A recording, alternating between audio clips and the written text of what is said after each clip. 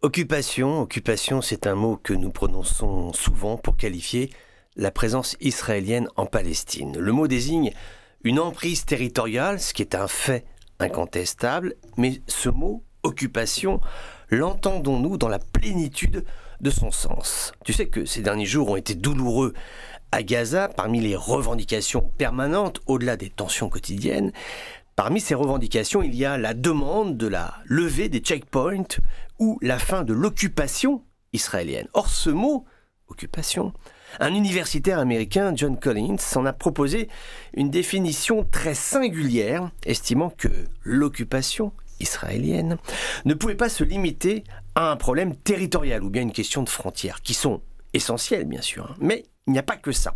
Il y a aussi l'occupation des esprits, mais au sens négatif du terme, tu vois, la présence mentale, dirais-je, des Israéliens dans l'esprit, dans la vie quotidienne de millions de Palestiniens qui résident à Gaza, Ramallah ou ailleurs dans le monde. Car la dépossession n'est pas seulement vivre derrière des barbelés, ponctionner l'eau de nappes phréatiques de Gaza qui sont à bout de souffle, survivre dans l'une des régions du monde où le taux de concentration de population est le plus élevé.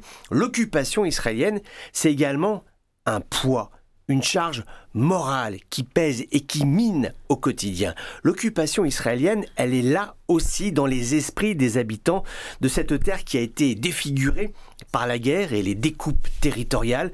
Une terre où tu ne peux plus te promener sereinement sur un petit bout de chemin, vivre la liberté de l'errance vagabonde et ce luxe, car en Palestine c'est un luxe, pouvoir se promener en ne pensant à rien. Avoir l'esprit libre, l'esprit mutin, insouciant, léger, ne pas être occupé, préoccupé par le survol des drones qui sont là au-dessus du territoire, ne pas être occupé, préoccupé par les informations qui passent à la télévision, tir de roquettes, tir à vue, tir à balles réelles, tir sans sommation, tir d'intimidation. Cela en fait des raisons et de mauvaises raisons de tir. Ouvrir le feu sur une population avec le bruit des déflagrations qui lui aussi occupe les esprits, crée des peurs et des angoisses. John Collins a raison, la colonisation, ce n'est pas qu'une affaire de terrain, c'est un ensemble, une somme de facteurs. Pour Israël, c'est vraisemblablement là aussi un objectif de guerre, occuper la terre, mais aussi occuper les esprits, derniers des rares espaces de liberté individuelle des Palestiniens.